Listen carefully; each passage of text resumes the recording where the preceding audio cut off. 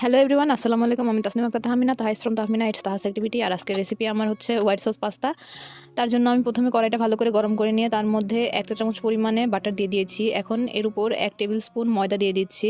ময়দা দিয়ে এটাকে ভালোভাবে নেড়ে মিশিয়ে নেব। আমার একটু কম মনে হয়েছে, তো মোট 1 টেবিল চামচ পরিমাণে দিয়েছিলাম। প্রথমে 1 চা চামচ দিয়েছিলাম, পরে এখন 1 টেবিল চামচ দিয়ে দিলাম। এখন এটাকে ভালোভাবে বাটারের সাথে মিশিয়ে নিচ্ছি। বাটারের সাথে মিশানোর পরে এর মধ্যে সামান্য দুধ দিয়ে দিব। আসলে ঠিক পরিমাণটা হচ্ছে বাটারের সাথে ময়দাটা মিশার পরে এরকম দলা দলা হয়ে থাকবে।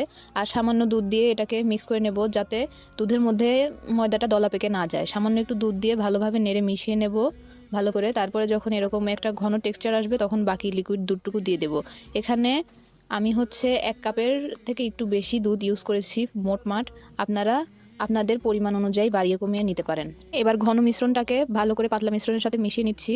এবার মিশিয়ে নেওয়া হয়ে গেলে এর মধ্যে চিলি ফ্লেক্স দিয়ে দিবেন।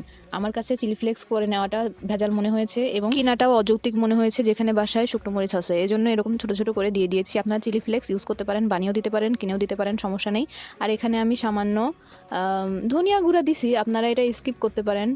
আসলে আমি আমার মতো করে রান্না করছি, আমার রেসিপিটাই আমি শেয়ার করতেছি। আপনারা এখানে মিক্স হার্বস ইউজ করতে পারেন।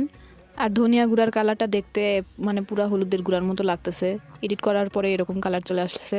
কিন্তু আসলে যদি হলুদের গুঁড়ো হতো তাহলে তো আমার পুরো দুধটাই হলুদ হলুদ হয়ে যেত, এরকম আর সাদা থাকতো না, তাই না? আর এখানে আমি পাস্তা সিদ্ধ করে রাখছিলাম, এটা একটু কম সিদ্ধ করতে হবে কারণ এখানে লিকুইড দুধের মধ্যে আবার দেওয়া হচ্ছে, এই জন্য। আর আপনারা যে পরিমাণে পাস্তা নেবেন তার ডাবল পরিমাণে পানি দিয়ে একটু লবণ আর তেলও দিতে পারেন, পারলে সেগুলো না দিয়েও পানি উতলানোর পরে পাস্তাটা দিয়ে দিবেন এবং 3-4 মিনিট সিদ্ধ করে নেবেন। বেশি সিদ্ধ করার দরকার নেই, 5 মিনিট সিদ্ধ করার অত দরকার নেই, বেশি সিদ্ধ হয়ে যাবে। এখন এখানে আমি কিছুটা টেস্টিং সল্ট দিয়ে দিয়েছি। এখানে 1/3 চা চামচের মতো আছে, আমি দিয়ে এখন ভালোভাবে নেড়ে মিশিয়ে নিচ্ছি। তারপরে এখানে আমি হচ্ছে লবণ দিয়ে দিয়েছি কিছু সামান্য। এটা যখন চিলি ফ্লেক্স দিলাম তখন দিলেই হতো, আমি মনে ছিল না আসলে, তাই পরে দিলাম। কোনো সমস্যা নেই এতে, আগ পিস করলে আপনারা ওই সময় দিলে আরও ভালো হয়, সমস্যা নেই। তো এখন নেড়ে মিশিয়ে নিচ্ছি, আর এই হয়ে গেল আমার হোয়াইট সস পাস্তা। এরপরে রেসিপি আসতেছে হোয়াইট সস বেক পাস্তা। তো আজকের ভিডিও এই পর্যন্তই। Thanks for watching.